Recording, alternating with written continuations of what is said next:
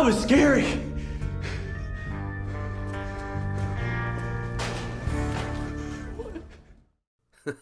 Love me some supernatural, guys. Gotta be doing this for the Halloween season. This is your boy Darth Shigong, gaming on the dark side, GOTDS.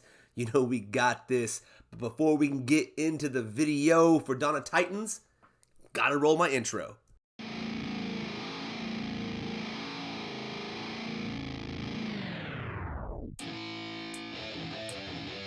Yeah, let's go.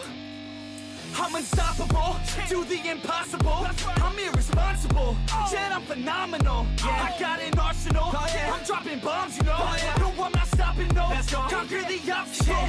To the top, here I go, think I'm chosen to be the king of rock, think the people have spoken. I can hear the tick-tock of the clock, I'm in motion. So now Alright, now that that's out of the way, let's talk about the event that starts today. On Thursday, October 21st, we got Iyungura. She is returning, coming with a sigil and a divine relic in the little, I want to call these a finish plus. This is kind of, I guess, just a finish kind of plus event that they have now, trying to get rid of all those old 5-star relics that we used to have. Anyways, let's check out what's actually in this event. So just a quick event overview. The chosen titans in this event, guys, are going to be the 1.4 boost with Iyungura, Sekhmet, Baba Yaga, and Corruptor. If you got a 4-star poison titan, you get a 1.2 boost. 3-star poison titans, you get a 1.1 boost. And you got the poison candle as your boost relic. Now, as you can see here, I put the big things in here. At 19,000 souls, you're going to get Iyungura. At 22,000 souls, you're going to get a brand new sigil. And at 25,000 souls, you got yourself the Divine Touch, Paladin 5-star. There's about 4,700 gems available in this event, 1,100 portal stones, 7 event tokens, and 675 divine gems. Alright, so let's just point out some of the big things in this event in a little more detail. Obviously, we have Iyungura. You got Iyungura's sigil here, which I'll go into a little more detail as we talk about her skills. But you can see here that it will give you 50% Titan and Troop poison damage, 20% Titan and Troop range resist, and 40% Titan and Troop armor and armor piercing. Now the synergy I really do want to cover when I go over her skills, so we're going to move over here to Divine Touch.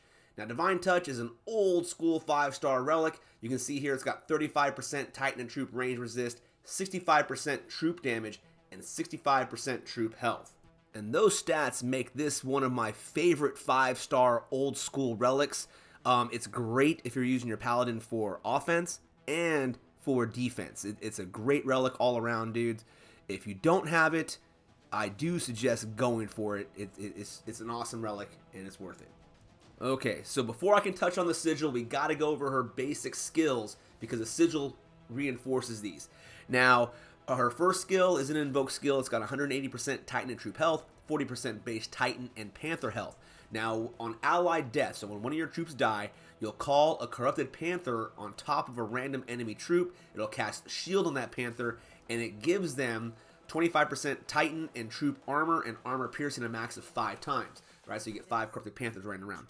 The second skill is 117% Panther health. You got 88% Panther armor, 2 times in defense, 88% Titan armor, 2 times on defense. So obviously she's a defensive Titan.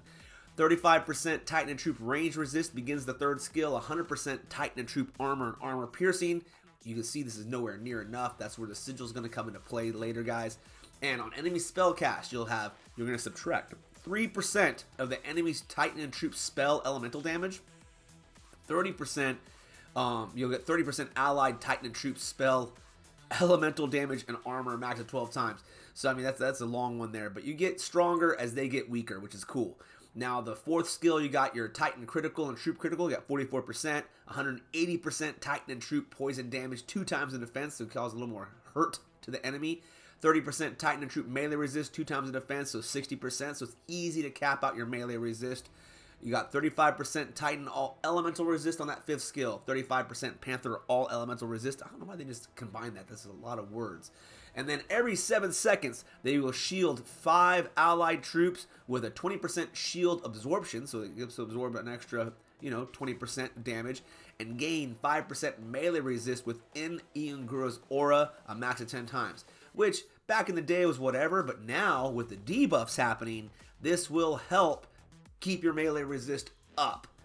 So now you can see the sigil has dropped on the screen here, and you can see we're going to talk about the level 5 synergy. That radius from that last skill will be increased by 30%, so it's easier to get that extra melee resist going on. Also, the invoke skills for the first and third skills, right? Corrupted Pride and Sharpened Teeth have been buffed to give you 75% Titan and Troop armor and armor piercing, and 75% elemental damage and armor, respectively. Now, this is awesome, guys. It will help out to bring Iyungura up into, well, maybe not, you know, the current meta, but at least meta adjacent, and that seems to be kind of the theme with these sigil relics. They're not overpowered, right? So they're not OP, but they do kind of give a little more extended life to the Titans if you took the time to prestige your Iyungura or any of your Dragonslayers. These relics kind of help out and give it a little bit more time on the field, right? They're not going to be gathering all that dust. As you can see here, that 17 times, right? 12 and 5 of those times 75 is going to give you an extra 1,275 armor on top of the other skills and any relics you have. So you can make your Panthers a little more solid and make them last a bit longer, which is good. Plus, also, it's for all troops. So, I mean, if you got Goliaths or Spearmen or other stuff out there, they're getting that armor boost as well. Moving on to Iyungura's prestige skills. Right here, we've got, you know, Call of the Wilds, 120% base Titan health. Now, like I said, I haven't seen anything change on the blog, but the event's not live for me yet as I'm filming this. So they may add some base troop health as well. They seem to be kind of doing that with that first skill, but I'm not too sure. Now, unlocked from Prestige Level 1, every 7 seconds, it reduces the enemy elemental damage and armor by another 6%, and that seems to go on forever. That's pretty cool. You have at Prestige Level 4, 25% elemental damage and armor within the aura, another max of 12 times, so that's great. That gives you an extra 300% armor, guys. And then unlocked from Prestige Level 7 on Corrupted Panther Death, call 1 Panther troop and cast Poison Cloud on 4 enemy troops, a max of 5 times. Now I'm going off an old blog post here. There was no P10. I would assume that something happens at P10. Once again, once this Titan gets released or this event starts and all that, we can see it. If you guys know if there's a difference in P10 from P7, please do it in the comments below and share with the viewers, guys, because I just don't have it here, and unfortunately, I don't have time to go research it today. But I'm pretty sure you guys will know what's up, and you'll post it down there and help us all out. Thanks. Alright, it's time for the Gaming on the Dark Side free-to-play grind analysis. This is for my grinders, guys. We have 25,000 soul event here. You want to get everything. And we're talking about a pure grind versus using the boost relics. So when you're pure grinding, you're just using the event rewards, but you're not touching the tokens. We're saving those for a future event. Next week, we have a big finish plus to go for, right? Or you're using the included boost relics within the event, which are 7 of them. That's what kind of makes the slight change. So if we're doing this, guys, we're talking about grinding out between 1,600 to a little under 1,800 battles over the course of the weekend. It's going to take you anywhere from 27 to 30 hours if we're using a 1-minute turnaround time. And for portal stones, if you got them saved up, guys, so we said portal surge, right? You're going to need about 3,700 portal stones on the low end, all the way up to 4,258 on the high end. Now, that's again assuming that your boost token rolls on the 1.4 boost with relics is horrible and all you get are 1-star rolls. If you get better, well, that will help. Now, on the pure grind side, if you need to buy your portal stones, you're looking at about a 21,000 gem investment. So if you got those gems saved up, you can grind this out. If you are using your relics, you're talking about at least at a maximum 17,824 gems. But like I said, once again, you get way better rolls on those relics. You get a 3-star or a 4-star, a few of those, man. That will help out and bring that down. So, is the grind worth it? And some final thoughts. If you don't have Divine Touch and you like Paladins, it's not a horrible event to go for, guys. 25,000 souls isn't the worst thing, right? We've had 40,000 souls, so I guess now everything's relative. But it's a good relic. It's actually a great relic. The sigil, I only go for the sigils, man, if I've P10'd a Titan. And even then, man, it's kind of like whatever, especially with the new meta and the new Titans. if that's your thing, man, I would say no. That's not worth it. Iyungura and her sigil, to me, is not going to be really worth it. You know, if you're going to be investing, I mean, save your resources for next week. Next week is going to be a huge event. It's a Finish Plus. There's going to be a golden relic in there probably. It's going to probably be the bow. I'm thinking they're going to have a reskilled Calvarax, maybe even a reskilled Reaver, or, you know, or maybe both. It's going to be an interesting event.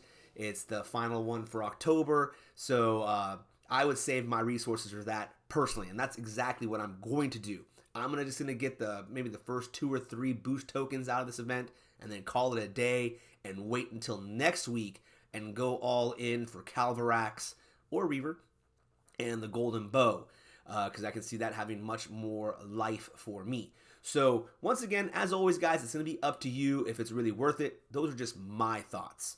And that brings us to the end of the video, guys. Thank you so much for joining in. Please like, comment, and subscribe if you're not already subscribed. And check to see that you're still subscribed. YouTube does some funny stuff, and sometimes it kicks people off without them asking to be taken off. And hey, let's get into this thing. We got a weekend to grind it out if you're going to do it. I've got some other things I'll be working on, trying to drop some more videos on my Marvel Future Revolutions. I got this Mech Arena game I've been playing, another couple games I'm going to try and make some videos for, so I'm going to try to get some things done this weekend, so please keep an eye out for the channel. And until then, man, you know how it goes. I hope to catch all of you amazing people gaming on the dark side. I have a dream, that's all I need. I'll make it happen with some work and belief. Know what I want, so I'll take it on. I've made mistakes, but mistakes make you strong. Let's break it down for a minute. I want the crown, I'm gon' get it. You hear me loud, man, I'm winning. Yeah, Charlie Sheen will be grinning. These ladies know that I'm sinning, and this is just the beginning. I'm closing in the night inning. There ain't no point in resisting. Living life like a dream, live it right, that's the thing. Every night got a team, I've been tied to the scene. Out on stage, hear them scream. Okay, it's a dream, and I pray as a team. One day it'll be me. If I want it, then I get it. Head down, don't regret it. Push myself to the limit. If I play it, then I win it. I'm just saying, I'm just living for today. For a minute, I don't stay, I just visit. Have no shame, I admit it. Looking right at me to see if I succeed, to see if I